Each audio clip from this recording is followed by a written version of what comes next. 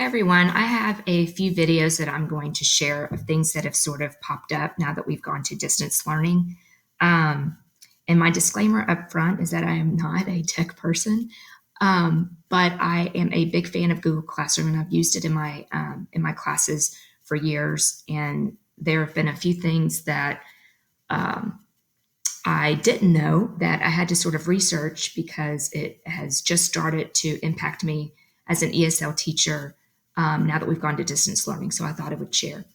Um, I've only done this so far for the fourth grade level, my fourth grade teachers, but I do plan on asking my sixth grade teachers to add me to their Google Classroom pages, mostly so that I can monitor curriculum without having to bother them through email.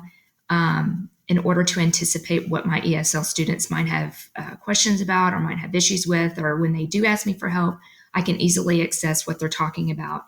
But what that means is that I have lots of Google Classroom um, classes that I am getting email notifications for. And if you're like me and connected your Gmail to your Aledo ISD email a while back, that means that you're probably getting, I don't know, for me yesterday, it was hundreds of emails that I was having to throughout the day go through and filter and delete. That's not a bad thing because I think for me, it was really cool to see how this particular team was interacting with their students. And we haven't even gone to a full distance learning model yet, but just to kind of see the students that were participating and all the cool things that these teachers were doing was really neat. But I only have two ESL students in this particular class. So I was searching to see if my own students had replied, but I was getting a lot of email notifications. So I still want to be able to go into those classrooms and I want to see what's being done, but I don't necessarily need an email notification to see how my students are responding. So anyway, there are a few ways that you can do this. There are a lot of great YouTube videos that I can share a link with you later on how to filter using Gmail. So there are ways that you can go in and just filter Google Classroom notifications using Gmail. But what I wanted to show you today was how to just easily turn off those notifications for specific classes. So I'm only getting the email notifications for my ESL Google Classroom page.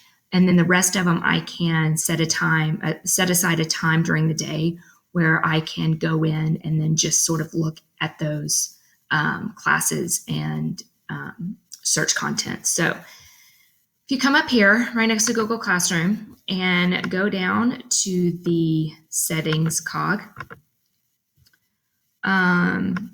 underneath your profile, there is a notifications. And I will do a separate video on Guardian email summaries because that's something I've used in the past that I think would really benefit a lot of teachers now. But if you come down here to class notifications, and when you see it, it'll look like this: turn email and mobile notifications on and off for a class. You can go in and just turn off notifications. I've left on my co-teach class with Miss Dover and Miss Toole, and then my ESL. Those are ones that I want to see as soon as one of my students has commented, so that I can address it right away. But the rest of them, like I said, I can set aside a time to where I can do this. And my hope is that this will eliminate it going to Gmail notifications, therefore eliminating the Aledo ISD notifications as well. Hope that helps.